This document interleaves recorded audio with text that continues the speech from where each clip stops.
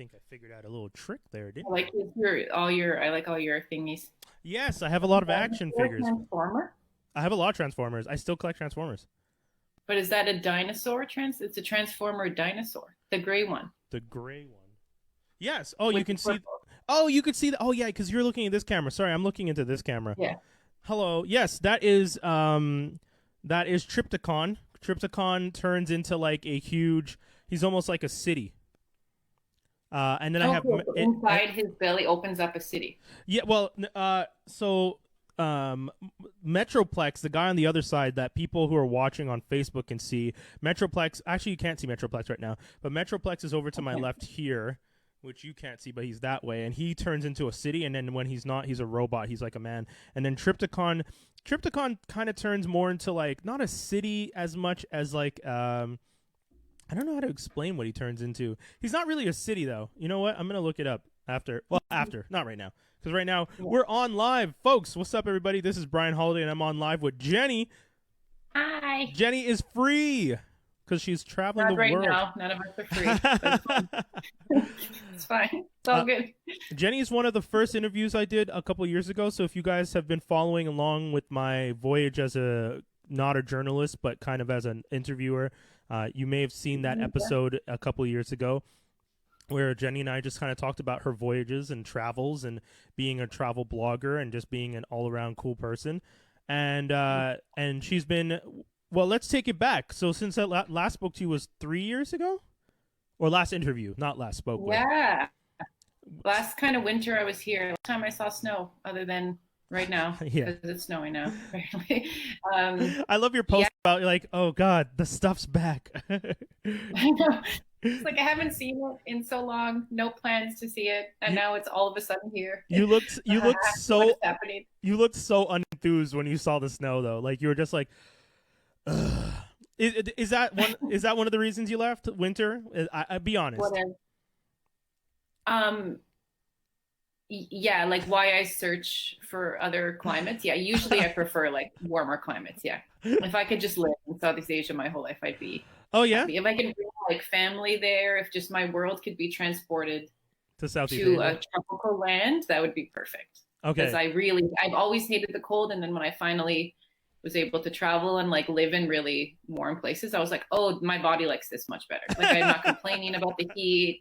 You know what I mean? I'm not one of those who like complain. Like I love the simplicity of it. You need like much less like clothing and everything about tropical life. I'm like, oh, I'm a bad Canadian. I like warm much better than I cold. like that you were just like, yeah, my body was not complete. I was very happy. It's like, okay, that's fair. Yeah, it's like, oh, this is my natural habitat. Like I was born in an unnatural habitat. You're like, am I secretly Southeast Asian and I didn't know I it? think a past life, I definitely was one of my past lives. That's awesome. That is really cool. I think so. Okay, so you were in Southeast Asia for no, Oh yes, yeah. Backtrack to my yeah. So yeah, when because we not 3 years last ago. spoke, I Yeah. had just published an ebook, and Yes. yeah, I was like starting my freelance life. Like I had just stopped teaching English abroad. I had just come back from Korea, and Mhm. then a big backpacking trip. And that was like maybe my 5 year, 6 year stint of like teaching English, so I can like basically live abroad. I had taught in China, I taught in South Korea. And when I talked to you, that was kind of my leap to like online life, like Yeah. working freelance. And I had no idea really what to do, but I was like, okay, well, I'll write a book to start about my whole thing. And yeah, then I just hunkered down and found gigs and then made myself like a freelance writer. And a few months, oh no, that year after I spoke to you, what was that? What happened? Yeah, 2 years ago. Yeah, so like a month after I spoke to you, I went to China and then Vietnam, um, because of heat and also because of affordability and also because of networking. Like when I was making no money, I was like, at least in Vietnam, other than the plane ticket, you can afford to live on like $500 a month or something, like basic living in a Damn. hostel. Food is like $1 a meal type of thing. So I Okay. was like, I can at least have not like the stress of, I could work in a coffee shop there in the city and, get by with my minimum like income there, type of thing. And then I'm double checking. Jenny is free in properly. What is the title? what? Your Facebook page?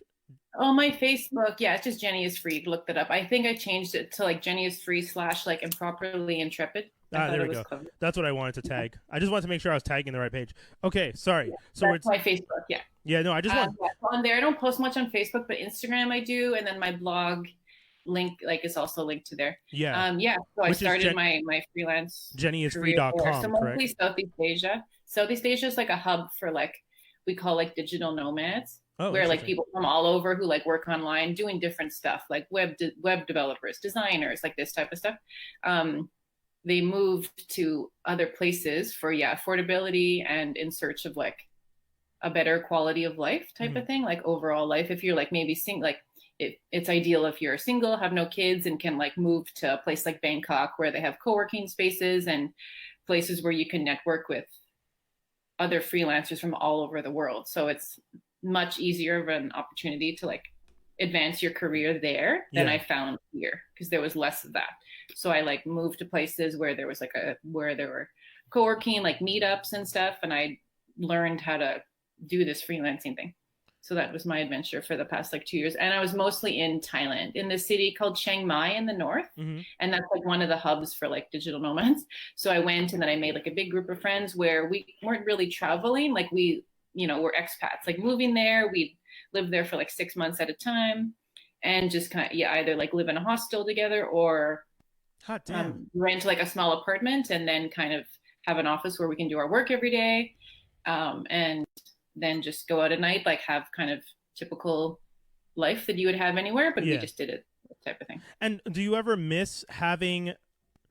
I mean, based on your description, it doesn't sound like you miss it, but the stability of just being in one place and having stuff. I mean, I feel like in what you're No, describing. it gets annoying, like a little bit, which is why like I'll stay where I can, like as long as I can. Like Yeah. I'll stay like I was mostly based in this one place in Thailand. I just live out of a backpack. Even now, I just have my backpack. So that is one annoying thing. Mm. It was nice to like move to a hostel where there'd be a kitchen, so I don't have to like worry about buying all these new kitchen appliances if I want to cook or whatever. It Oh. does make life easier there because most of like street food is so affordable, so you don't really cook. You just like lose that part of your life. You lose like that. I like being domestic. Like I like doing my own laundry. I like cooking for myself. So you kind of like have to sacrifice that, but then you get all these other things. So like Oh. nowhere's like perfect. Like it is what what I mean? Like, Yeah. but I do miss like it is nice. Yeah, sometimes I'm like, man, I just need to stop and have like one place to myself for like a year or two. That would be paradise. Could you But do like if you wanted to? Could you stay in a place for a year on your own, working as a digital nomad? Is it possible to do yeah, that? a lot of people do. Like you have to work out the visa situation, like where Oh. you can maybe go in Thailand. People get like an education visa, so Mm-hmm. where they study Thai language, and then then they could hook up a thing for like 6 months to a year Mm-hmm. and get an apartment. I had an apartment my last year there, so that was nice. Like that was it was a small room, but still like some sort of normalcy. I wasn't just like Yeah. in hostels and living like a total vagabond. So yeah, people do, and like Bali is another place for not right now. Everyone's just in chaos right now, Yeah. but like a Yeah. lot of people do try and like live long term in places. But I kind of switched. I was going to switch it up this year and move like every few months to somewhere new, Okay. which is why like I went to Nepal. I was just like, oh, I want to, travel more and see more stuff. I've been in Thailand like almost 2 years. I've been seeing like the same stuff, Yeah. even though it was a nice life. I was like, I miss traveling. So I was actually this year I was going to travel much more than I had the 2 years before. And then this happened. And then this happened, and the Well, world's over. It's fine. super quick question. Because you're saying you were saying that you're essentially living out of a backpack, and I think there's a lot Yeah. of people I know out there who like the idea of having that kind of freedom. What Yeah. would be the essential things now that you've been traveling for as long as you have? What is the essential thing you need in the bag to travel or live this lifestyle? Essentials. Like you've Yeah. realized in this time you cannot go without these. Yeah, for me, like my essential things that I always have, I always carry with like the same stuff. Um, like a few kind of staple clothes, like one pair of like leggings or pants that you could, or like yoga pants that you could always wear, like a good pair of shoes, flip flops, a good like sweater that can be good in like cold weather and warm weather. Mm-hmm. Like and laptop and a towel. I travel with like a little quick dry towel, so at least everywhere I go, like I have this one thing. Hmm. And then your like stuff like whatever your favorite like scent is, or like whatever you like that's like an extra thing, like you know, for Yeah. a boy or a girl or anything, like just something you like that's yours that you can like have on the plane that would calm you down. Like I use essential oils and stuff, so that helps for like travel.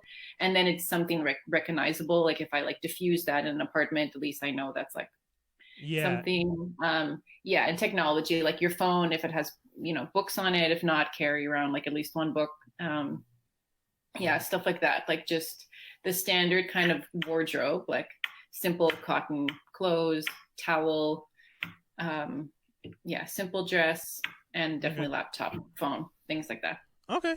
And Okay. minimalist, like yeah, it's, and are you trying to travel with a lot of stuff, and then wherever you go, if you go to a cheap place, you can always buy whatever you like, type of thing, like things are really affordable. So my advice is like don't bring a lot, and then when you go, like go somewhere, you can kind of buy what you need there and maybe then give it away after, I was or just gonna carry ask, stuff like, with you. when you were talking about the fact that you didn't want to have, stuff for a kitchen, like you didn't want to have utensils and whatnot because you were No. traveling. What do you do in the situation where you're staying in a place for like 6 months, and if it's at a hostel and they don't have a, first of all, there are hostels that don't have kitchens. Yeah, in Asia, a lot don't, because no one really cooks, because like in the culture, like it's mostly in Latin America. Where I was in Nepal, they had a kitchen because the culture is like you live in the kitchen, people cook. But in Okay. Asia, people go out to eat because Oh, it's okay. so cheap. So they go out together to eat. Like cooking at home, making a big meal isn't really a thing. It's Okay. starting to become a thing, but most hostels in Asia don't. I only the one I stayed in, like the office we had, they had a kitchen, but we had also like a cleaner who was there for the day, and she kind of took care of us, and Okay. she would cook for us every day as well. It came with our like package and stuff. So Oh. even that, it was just like hard to use because I'm like, oh, this is her space. I don't want to like invade. But at nighttime, like when we were there for one Christmas, like we all made Christmas dinner together, things that we used it, but it wasn't. There was Yeah. like one burner. There was literally like one little Oh thing. shit. Okay. It's not like a stove, or an ovens aren't a thing because it's so hot. Why would you want to, you know, a Yeah. really Yeah. big oven? Like, yeah, it's just, and food delivery now is a big thing. Like, yeah, it's not, cooking is still not a big part of the culture because it's just so hot. You want to be outside all day. So Yeah. like you people just eat out, and it's just a big thing for small business too. Like a lot of people's livelihood is just they have Yeah. a little cart for like breakfast food or lunch food. There's some people where they only work like, yeah, they're 4 or 5 hours a day. They have the breakfast cart, then they go home. You know what I mean? Like that's kind of the life there. So, You've but this. which I like too. It makes it simpler. You know, you Yeah. just don't have to worry about cooking and having all this stuff. So you've described it as a pretty awesome situation, and you've made everyone jealous already. But now, Yeah. what are the some of the downsides? Because the same way that we have winter here, there has to be something over there. Like one of the things I know about California is it's unstable. They're over a tectonic plate, and there's constant earthquakes. And then people over here are just like, oh well, at least there's no earthquakes. But then people over in California are like, at least there's not snow all year. So Yeah, what's it's the true. thing? What's the thing in the when you're in that part of Asia that you're just like, this is great, but oh my god, there's this that we have to deal with. Like Australia, it's Um, the spiders, right? Spiders, I don't. Well, Southeast Asia doesn't really have. Yeah, the insect situation there, I don't know what it is. There's not a lot. Like there's Oh really? rats and stuff and cockroaches, but other than Oh, that, but like okay. there's no big like jungle creature. You know what I mean? Like Yeah. I saw one video of like a big boa constrictor like at a 7-Eleven in Bangkok that just came in, but that's super rare. You know what I mean? But I didn't go Okay. to the 7-Eleven for a long time after seeing the video. I'm like, no, I'm gonna die from this thing. But like that's super rare. And there was like a video of like the dude like with like one of the broom trying to like get it and stuff.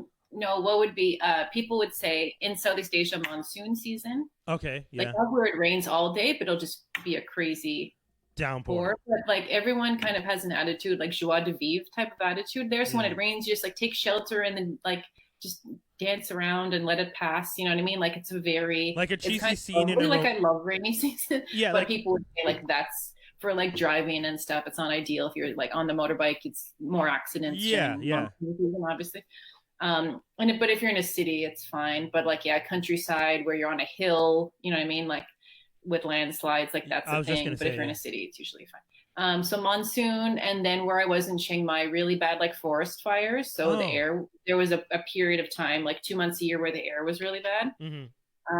And this year it was much earlier, and now it's like there's more deaths from the forest fire than COVID right now up there. It's like really, really sad. Oh, damn. Okay. Yeah. And well, because the government right now is super negligent. So there's no leaders like taking care of this. Okay. So there's a lot of like red tape to actually do anything. So the locals are just trying to put it out like where they can. Yeah. Um, so that's just like that region. So it depends where you are, but a lot of places by the sea, yeah, it's like monsoons and stuff. There are earthquakes still. But yeah, like I think Indonesia has like a hurricane or earthquake season. So you don't really travel then. So you kind of know like when, okay, like in November, don't really, it's not ideal time to go then. So I would also time it as well. Like last year, I left Thailand for the month of March because that was when it was like the burning season. Hmm. So I'll kind of leave. I'll go during the nice times and leave during like the not so nice times. Do you have like, when, I don't know, do you play video games much? Not really. Okay. Sorry. So I'll put this analogy in a framing that geeks will get. Oh, When you have a video game and you're like running around and you have different save spots. So like, let's say you're playing Grand Theft Auto, you can save in like this burrow, and this burrow. oh, For you traveling, what are your save spots? Like you mentioned Thailand, you mentioned Nepal. What are like the primary save spots for you where you go and you're just like, this is a safe spot. I like this area. I've been here before and I feel comfortable. yes. Like that's kind of what I was doing for the past few years. Like Thailand's definitely my happy place and my Okay. safe place. Like I go there, I arrive in Bangkok, and I'm like, they will take care of me. Yeah. Like I just have this. I'm just like, oh, like everything will be fine. Yeah, just there. It's like recognizable. It's always like warm, and people are like welcoming. And I Yeah. know I can like walk into a temple and then like find my center. You know what I mean? Yeah, definitely Thailand, Vietnam as well. Just like that region. Like I can go to Vietnam and feel at home. Um, I was kind of bouncing between those two like Mm. 2 years ago. Just like I'd spend 3 months there, 3 months in Thailand, like back and forth. Um, yeah, definitely those two places. For me, a place like New York City would also be a safe space. Oh, okay. California, love California. Yeah, I know like Okay. there's weather stuff, but yeah, California for me. I have family there too, so like going to Oh, LA now, like kind of like it's a common, it's more of a common thing now, which is nice. And then I mm. go to the beach, and then like for me, that's also a happy place, and I feel like, oh, I can go there and get around. I don't feel like too much of an alien type of thing. Yeah. Yeah, definitely those places, like those big cities in the U.S. and just most of Southeast Asia. It's hard not to feel D- not at home. You know what I mean? and us? I don't. Montreal doesn't get a shout out. Sorry. Oh Yes, of man. course. Yes. Well, I'm in Yes, like of the plateau. course. For me, like walking up and down the plateau and Mount Royal Park and all that, that is also Okay. like I Saint Laurent Boulevard have to in the drag that summertime, one out of you, but going to like okay. Ovive and stuff. Yeah, that is a comfort. That's fair. That's fair. On a terrace, I know. But So tell me about the last 2 months. Because when did you get back to Montreal? oh my God, last Sunday, Okay. So on like an emergency plane back with a bunch of Canadians. oh my God. Okay. So tell me about the last month then, not 2 months. The last Mhm. month, because where were you in the last month? Yeah, I had flown from Bangkok. Yeah. I ended my like time in Thailand. I'd been there since October. Okay. Beginning of March, I flew from Bangkok to Kathmandu in Nepal Okay. because the beginning of the year I was like, I'm gonna, do more travel stuff. Yeah. So, and I found that there was a direct flight. It was maybe 3 hours away, like pretty affordable flight to Nepal from Bangkok. I'm like, oh, I can easily get there and I'll hike all the mountains. I want to do something new country. Why not hike all the mountains? Yeah. Go to Everest. My plan wasn't Everest, but like the Annapurna Circuit, which is like one of the most beautiful treks in the world. And March, they said, it's like a good time for the hiking season and springtime and stuff.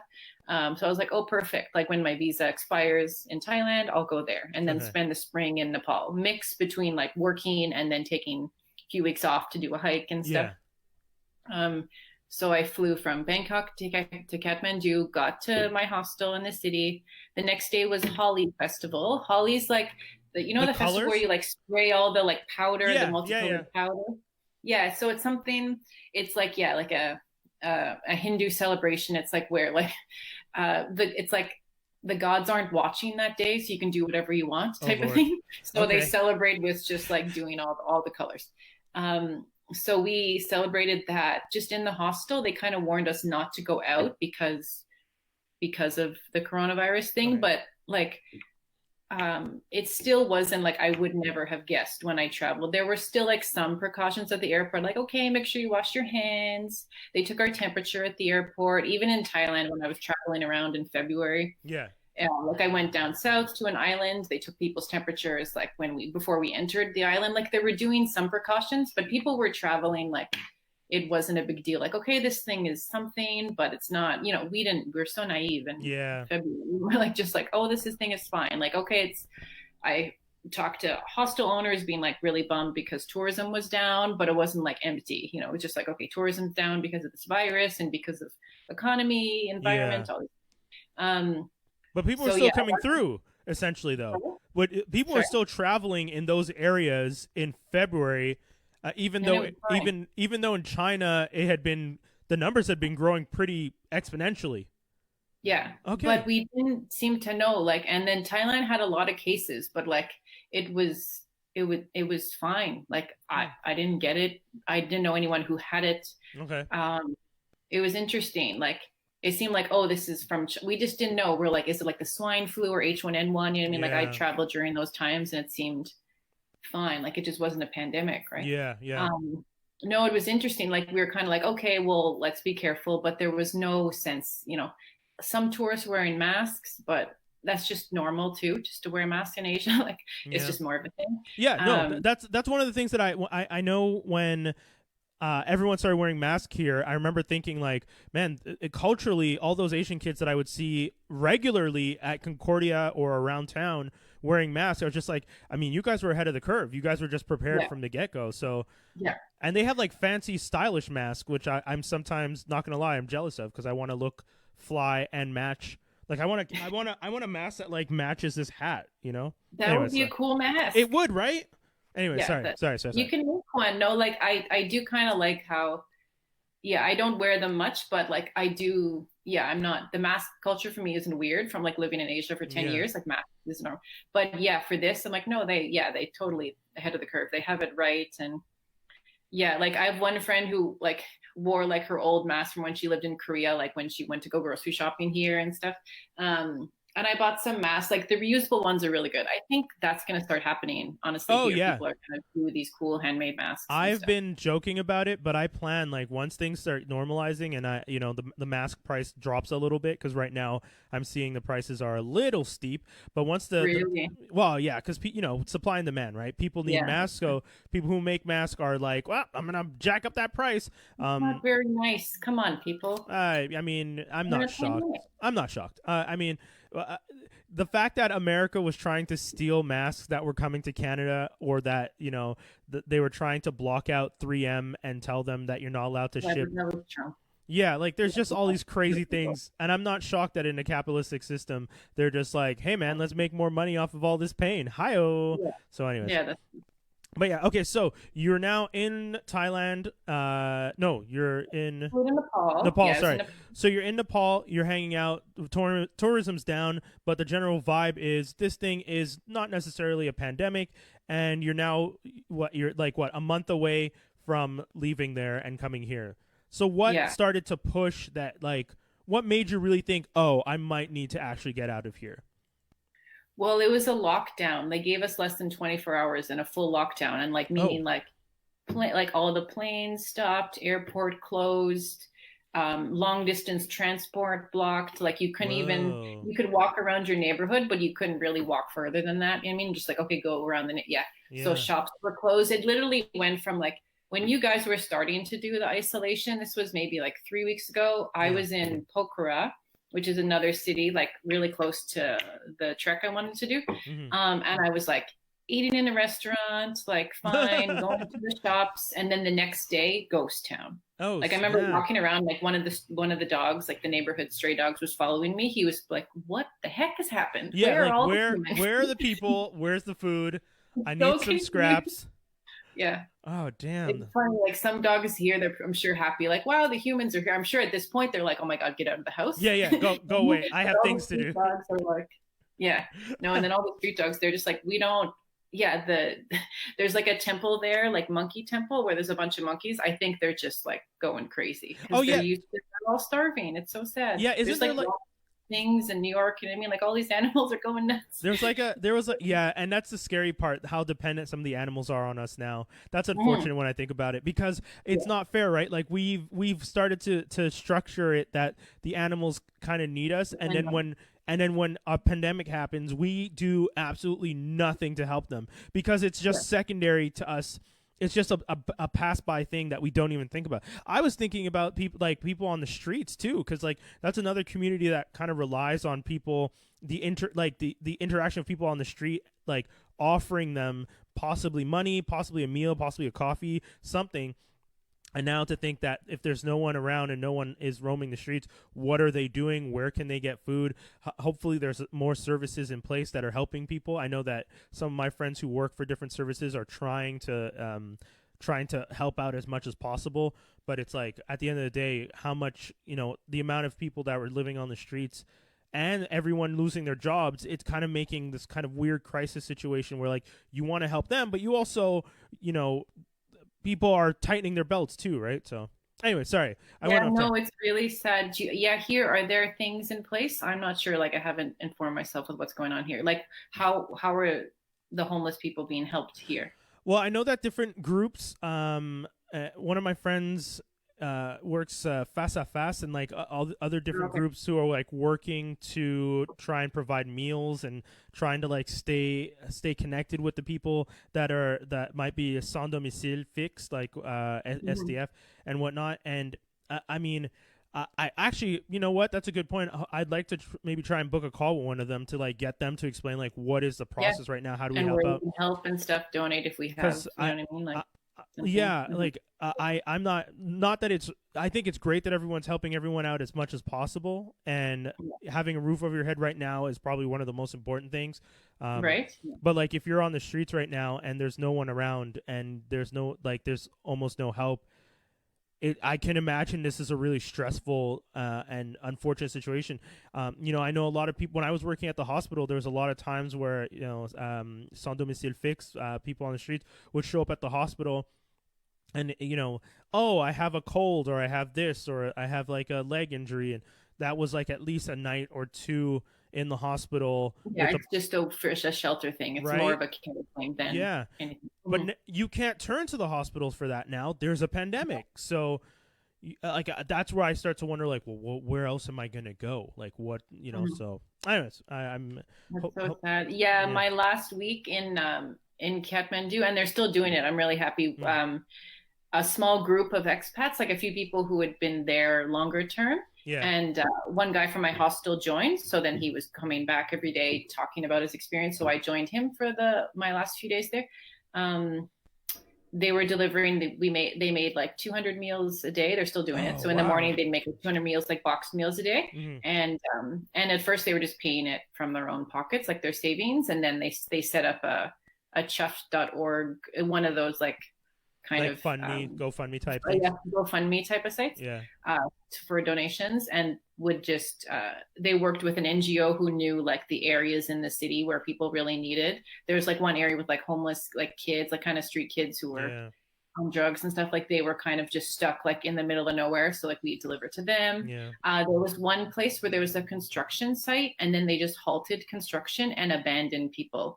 And during the lockdown, you couldn't leave like like people who are migrant workers, like they work in a village 200 kilometers away. They didn't even warn anyone for the lockdown. So people are just abandoned in the city and can't go to their What? hometown.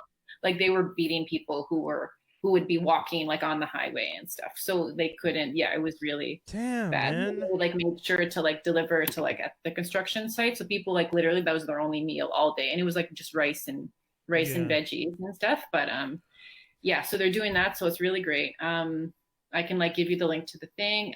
But yeah, they're Yes, still please doing share because doing that. It was like really, it was like, oh wow, like we're complaining, but like imagine being just like abandoned. Well, that's like, what I'm saying, right? Like, like that's crazy. I feel from day one I've been saying, I got laid off from work and it was really hard that first Oh day. wow. And I remember thinking like, well, this really sucks. Like I don't know how to process Yeah. this situation. But at the same time, I can't really complain too much because I still have a home. I still have a partner who's working. We're still able to pay the bills. We're still we're still able to order food and get groceries and all that stuff. So, I definitely feel blessed in the situation that, Yeah. In a pandemic, I'm still provided for and I still feel safe and comfortable. And that's the part that when I start to think about the situation outside, I'm just like, well, like, because I always keep just thinking back to when I was at the hospital, and I'm just like, well, what happens? What happens to all those people who used to come in? Like, we have this Yeah. thing called frequent flyers. So there are people who come to the hospital who either are hypochondriacs or whatever it may be, but they come to the hospital, Yeah. like, no joke, once a week. To the ER. And I'm just like, well, in this situation with COVID, you can't do that. But these people sometimes do that because they genuinely have possibly psychological issues as to why they just feel this impulse to always be going to the hospital. And now it's like, well, what is everyone doing? And that's one of the things that I'm, this situation has made me really wonder, like, how are we, because, people fighting in the streets, arguing that they want the right to go back to work. And I'm just like, guys, going back to work right now wouldn't help anyone because no one else, like, even if you open back up your business, I'm not going to your business right now. Like, I'm sorry. Yeah, well, I don't know how that's gonna work. Like, Yeah. would people go? I like to think like we wouldn't. Yeah, of course we wouldn't go, but maybe some people would. There is a clientele of But is it going to be enough to keep the responsible doors? people. I want to say, I mean, that's But their base. I don't know. but do you get to keep the doors open with that? That's the other thing that's crazy. Like, you can't keep the doors open if, let's say, you're in a city and you were blessed enough that 5% of the city of a major city were coming through your door a month, equivalent. And now you shut down because of the situation, and now less than a percent of the population is coming through, but Yeah.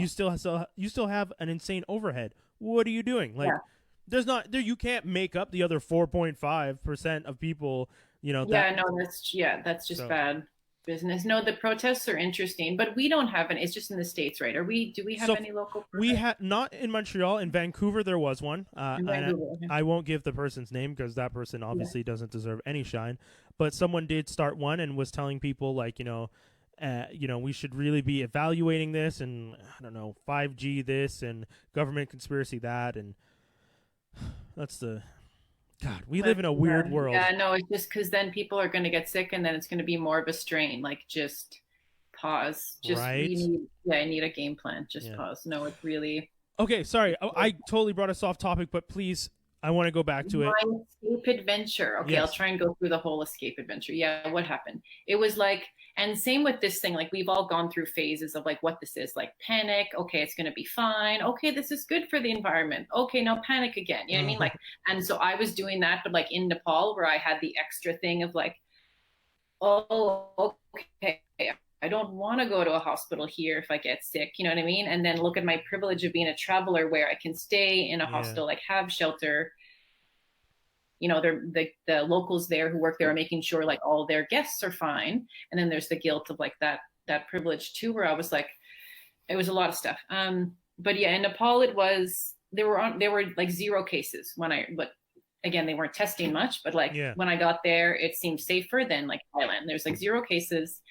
I'm in the mountains. They're a resilient country. It's fine. And then a week later, they had stopped taking new tourists. They're like, oh, because of COVID, we're stopping. Like, if you're not going to get a visa on arrival anymore, which is how you get there. Like, you land, you pay $100, you get your visa, and then you go in. $100, 100 Canadian dollars, or like 100 of their. So they weren't currency? accepting new visas. Like a week later, I'm like, oh, great, there's going to be even less people. So it's even. I paid a visa for 3 months, which I didn't use, obviously, for 120 USD or something. Okay. Yeah. Okay. Oh, did you get Sorry, connected? the connection's weird. Okay. Yeah, no, I can still see you and hear you. Let me see.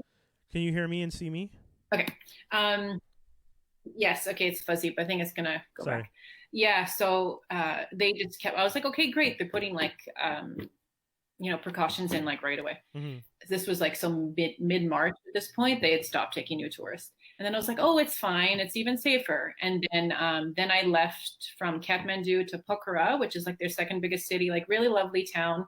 And that's the base of where like the most beautiful like mountain ranges, the Mm. Annapurna Mountains.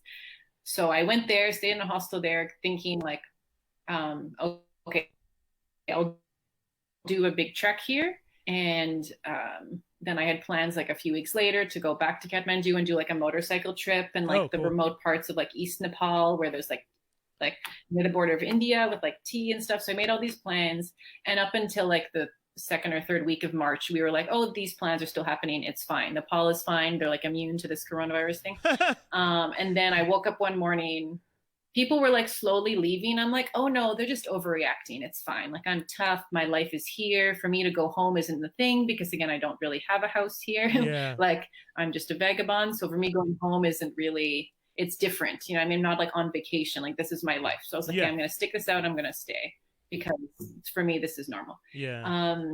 And then I woke up, and then the worker at the hostel was like, oh, they're closing the airport today. So like, if your flight is today, you should go. I was literally like 7 hours from Kathmandu, which is the only international airport. Oh. And I'm like, well, I can't come there today. And she's like, okay, it's locked down. And I'm like, what? So within a day, it was like, so we like, no one really left the hostel. They were making food for us in the hostel, like 2 meals a day. Like, Yeah. okay, go like eat your breakfast, eat your dinner.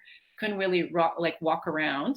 So every day I felt more and more nervous. And I think the Yeah. owner was getting more and more nervous, like, oh, you guys are fine, stay here. But then every day was like kind of like updating us on, okay, they're slowly panicking. And for him, the responsibility to take care of like a bunch of tourists is not ideal. Like, he has to deal with his own stuff, Yeah. Yeah. you know? So I was like, oh, I don't really feel like, it was more like, who cares about me at this point? It's more like, I don't want to be a burden. And then Yeah. like just the safety. And then the idea like, wow, what if I got into the panic of what if there are more cases, and what if I do get sick? And then I don't want to go to the hospital here. Like, it's Nepal's really poor. You know what I mean? Yeah. Like, there's international hospitals where it would be fine, but I was like, but they had to take strict precautions because like they couldn't handle a pandemic. You know, like Yeah. if a bunch of people got sick, like they just don't have the infrastructure to support that, like by far. So I was like, I'm privileged enough, be from Canada, Yeah. so I should go back. But at that point, after like 2 days of processing this, of like I should leave, the Yeah. airports were closed. Yeah. Yeah. I was So gonna the say. only point, like the only way to get a flight back was through repatriation flights. So I was learning like the week later, a bunch of embassies, like U.S. Embassy, France, Germany, all those embassies were working to connect with from people, all the tourists who were Yeah. basically stranded abroad. They were trying to bring Like, their just come citizens back. home. We'll bring you home. Yeah. Yeah, so I just jumped on like a WhatsApp group, like Stranded in Nepal for Canada. And then all the people, then there was like a Facebook group and then a Google Doc. So they're like, oh, there's like 200 Canadians here. So you feel like safe, like, okay, a lot of people are trying to get back. Yeah. So let's work on this together and get a flight. So I just was kind of like, okay, I guess I have to get back to Kathmandu and stay there and be near the airport and wait for a flight back. That seems like the safest, because Yeah. what if this lockdown continues for like 2 months and I'm just in this hostel doing nothing, and slowly people were leaving every day, type of thing. I was like, this isn't smart. This isn't Yeah. life. Like, I can't hike the mountains. I can't do anything. So like, just go back. So that was a week of like mourning of like, my travel life is done. I can't I can't go on my hike, like all this stuff. And then also just watching everything online of how here they were already starting, you know, self-isolation and quarantine. Like, I wasn't, because Yeah. I'm in a hospital with a bunch of people. Like, You we're not couldn't really isolated practice there. it. Yeah. Yeah. Yeah. Yeah. And even with work for me at that point, like projects were going down, obviously, because this is not the time to write about travel. Yeah. So it was just like work. The first like week when I was in Nepal was heavy because it was like coronavirus stuff I had to do, like articles for this and doing this. And then it went from like 100 to nothing. Oh, damn. So even work wise, I was like, okay, there's nothing really yeah, for me to do. Yeah, so then the US Embassy was really helpful. I contacted them and they organized buses, and all the people and like a lot of the tourists every day were leaving on buses from Pokhara, like hundreds and hundreds. This is the most famous trek in the world. So there was a ton of trekkers who were like, Oh, I was yeah, and wondering. I was then just like hundreds get of them down the people. mountain and then bus them to the capital. Oh So my like they were God. doing buses So leaving some every, at people, this time we're supposed to be self-isolating, but you can't really isolate when you're on a bus with like some people 50 are people. in the mountains still hiking. Yeah, imagine like at the peak of Everest, and then like you hear like news of a pandemic, and it's just like, okay, well, you don't like if they're with a porter or something, they're God like, well, I damn. know this trek, you cannot go back down within 24 hours. So like they knew the lockdown would happen, and they just had to like, yeah, cut their trek short and then get back to like the closest village, and then little villages around there, like all those guest houses, some were closing. There are a lot of stubborn tourists who are like, I'm just gonna stay, this is fine. So they would like, but then again, like you're in a village, like a Tibetan village, like you can't expect people to house you, you know Yeah, what I mean? yeah. Like the people were like, some would take people in, but I heard things of like the government cracking down, like if they were hiding tourists and stuff or foreigners. So I was like, I don't want to be that. Like, I don't want to be Oh like get someone in shit, trouble for dude. like holding a tourist. Yeah, yeah, yeah. There was a lot of stuff where I was like, I don't know this place well. Like, I don't know the government well. I've only been here a few weeks. I don't feel like it's like home now. You know what I mean? Because I was more on a, like I was more in the traveling mode. If Yeah. I'd been in Thailand, it would be different. If I had like my apartment and stuff, it would be a little different. Like my friends who have a life There. abroad, they've mostly stayed, who were like teachers and stuff, they've stayed in Oh, their okay. place. But because I was kind of traveling and just it didn't seem like the best country to get sick in, I was like, Yeah. I need to But so go. when the buses take you guys to the airport now, are you, well, not to the airport, but into the main city near the international airports? Are you Yeah. guys, how many days did you wait before you were able to get on a flight? So I got bused like almost within 2 days from Pokhara to Kathmandu Okay. through the U.S. Embassy. They were super nice, super impressed. The Canadian Embassy did nothing. Oh, weird.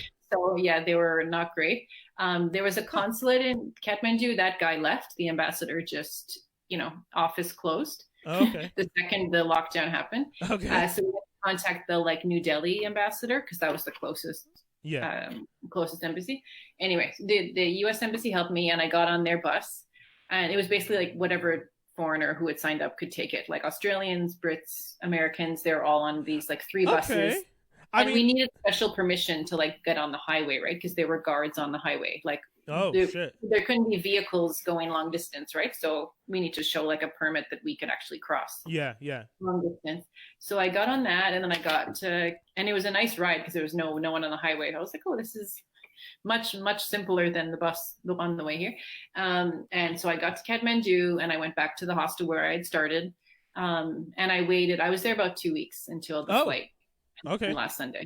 Yeah, Oh shit, 2 weeks. I mean, I was but with that, everyone waiting for flights. yeah. So you at least you were closer. That's the thing. Because had you been staying in Pokhara still, there was I mean, genuine concern that you would not have been able to get out. Essentially. Yeah, and they were telling people like if you need to leave, like leave now, because they were really like stopping any kind of long distance travel. So like not Yeah. even like repatriation buses could have been organized. Whoa. And so there, I was just like, I can't. Yeah, there's one airport in this town called Lukla. It's like the most dangerous airport in the world because it's like right like in the mountains. Oh, okay. So people were there, and they did like repatriation flights there to Kathmandu. So that would be like really hardcore. Like if you're in the middle of like a big trek, like 6,000 meters up and stuff. So Oh it was God. fairly simple for me. Like I wasn't up on the mountains yet. You know what I mean? Like, so I was just, yeah, so literally I just saw hostels in Nepal. Okay. That was my, like 2 hostels and like a bit of the towns that I was in. super quick because I do, unfortunately, I usually try and keep Yeah, these. well done. I try Okay. and keep these a little shorter. But what do you think is going to happen with travel and the type of digital nomad culture once this is done? Is it going to be I don't know. no? Yeah. 'Cause Yeah, there's- I don't know. Like, yeah, I don't know. I think it's going to stop it a lot. Oh shit. I do think travel obviously will still happen, Yeah. but I'm seeing the positive where people, if they do travel, it'll be like more authentic travel, which was kind of what was happening anyway. Like I wrote a bunch of content at the beginning of this year, like, oh, what do Canadians want for for travel in 2020. It was like slow travel, transformative travel, like all that type of stuff. Meaning like, oh, you go and have like good experiences, like like, you know, take a longer trip, but to one place, and, you know, not being like touristy or Yeah, whatever, yeah, bucket listy. It was more like go for like the experience. So I think that will happen, is more likely to happen, like being yeah. more like mindful when you travel, go somewhere, you know what I mean? Like if I take a trip this year, it'll be like to see family, like see something, and then like go on a hike, like do something undiscovered. I think that type of stuff is going to open up. Yeah. So more like slow, authentic, you know, off the radar trips are gonna go up Yeah. in popularity. Less of the big tour busy, cruisy, you know, that type of thing. I think is gonna go Backpack, down. like backpacky type thing. Like I'm I'm graduating. backpacker. I guess it depends. Like old school backpacking, where you're just kind of vagabonding around. I think that will always exist. Okay. But more like that was becoming a thing, like flash packer, like more. It's just wealthier backpacking, just Yeah. like where I was gonna say. you don't want to like give up the comforts, so you like have really, you know, you do, and like you go to party hostels, you go to like a nice like sleek kind of pod. You don't do like, it's not as authentic Yeah. as No, I know. I can imagine because you know they were talking about some of these kids who are doing what's the thing that they're doing where they're like begging on the street, but it's just to pay for the like their hostel jumping, and it's just like wait, so you guys are, but do you guys actually need to beg, or are you eligible to work and you're just choosing not to work? And it was becoming like a problem, right? Yeah, there's some people arguing like, oh, well, I'm providing a service. I'm like, but think of the optics of that, like from a local being like, we're a poorer country than where you're from, and you Yeah. had the privilege to come here, and then you're gonna like take money on the streets from us. Like, Yeah, that's crazy. I think it's super disrespectful. Yeah, I'm not a fan of that at all. Yeah. Yeah, that's, so I think that type of stuff, just like silly. I think like, just in my opinion, like kind of dumb travel, like that might Dumb stop. travel. I You know, like that term. the world is going to be less open. Like borders are going to be stricter. Like Yeah. it was kind of, Yeah. and with my lifestyle, like digital nomads, there were a lot of people traveling. I met a lot of people. Like I had been a traveler before I did this digital nomad thing, but I was meeting a lot of people who were like just doing it because it was a trend. They're like, wow, I can go from it. Like I can work from anywhere. Sweet. And then like they would go to a place and had no idea what to do. You know, like stomach flu their first week in Vietnam. I'm like, yeah, you need to like acclimate a little bit. You know what I mean? Like that type of stuff. So I think that will go down. Yeah. Which is, just the borders are going to tighten. So I think it's just going to look very different. Like anything like back to normal. Same with any avenue. I don't think that's going to be a thing. It's just going to be like a different type of normal. So I think travel will, just be different. I think we do need to escape. We need to discover. We need to explore. So I think that's still going to happen, but not as much. And I do think like whatever my digital nomad thing is less of a, like freelance gig economy is definitely still a thing. Yeah. And maybe more so now. But more like less of the traveling, more of the remote work. You know what I mean? Like now I'm still doing a little bit of work. So I'm just working remote, but from home, but from my actual home. You know what I mean? Like from my actual home country. But I think, which is kind of that's what it was, digital nomadism. It was like the freelance gig economy, but we were taking advantage and doing it from abroad. Yeah. Now it's going to be more, we're going to do it more from home. Okay. So it's just going to change. But I think it's still going to be a thing. And hopefully we can still travel because it's important to discover new things and explore. Is there any last thing you'd want to tell people that might be interested in traveling once this is all done? Yeah, just take advantage now and go somewhere like you've always wanted to go. Yeah, that's fair. Like just YOLO, #YOLO. Do that. Yeah. You know what? That's really like we're really aware of the YOLO. Like do something. Ending. Yeah, like don't be afraid to be different. Like if you really just don't be afraid to be different. Do something where you thought, oh, maybe I was like scared to, like go do it. Yeah. But maybe for now, like do something like if our national parks open, do something like cool, like hike around like a local place, like do more like. Well, once COVID is travel, past COVID, I would recommend to Canadians like discover more of Canada. Oh yeah, that's fair. Yeah, I would say that. Yeah. Okay. Discover more of our own backyard at first. Jenny, thank you so much for this chat. It was awesome.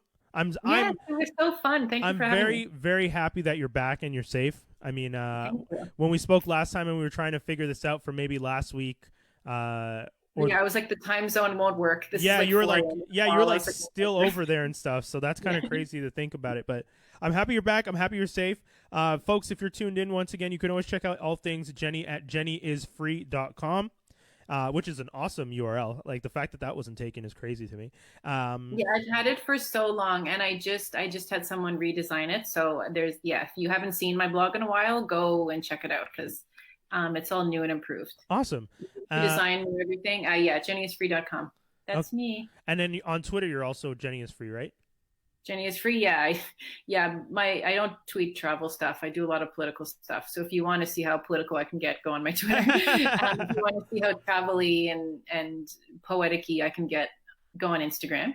There you go. That's fair. And then my blog just has my best posts and updated with newest posts. And if you follow me on Instagram, send me a message. Awesome. And we can chat and stuff. Yeah. Jenny, thank you so much. I really appreciate this time. I'm happy, like I said, that you're back. And to anyone else who's out there who's listening and might be in a similar situation as Jenny was, reach out to your local embassies, reach out to someone. And, oddly enough, the Americans seem to be helping well. So that they're not doing the best job. Oh my goodness. They're not doing the best job here in the United States, but it seems that abroad they're just like, okay, well, we try and get people back so that we want to give people the right to argue in the streets that they have the right to be outside, but let's at least get them out of other countries first.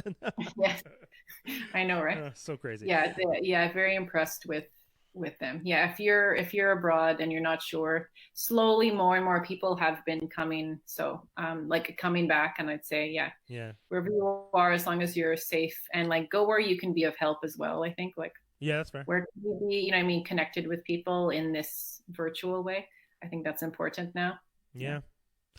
Thank you so much, guys. That's pretty much the whole thing. Thank you so much for tuning in to another edition of Not a Journalist. Once again, jennyisfree.com. I'm Brian Holidae. And don't forget, you can vote for Best of Montreal. Geektastic Cypher is the podcast I do on Wednesdays. That's going to be out tomorrow. We're going to be live at 6 p.m. on franklinarmstrong.com and on facebook.com/franklinarmstrongdotcom. And that's pretty much it. You guys can vote for Geektastic Cypher Best of Montreal on cultmtl.com. Bong, guys, thank you so much. Jenny, kisses. Take care. Laters. Bye, everybody. You too. Bye.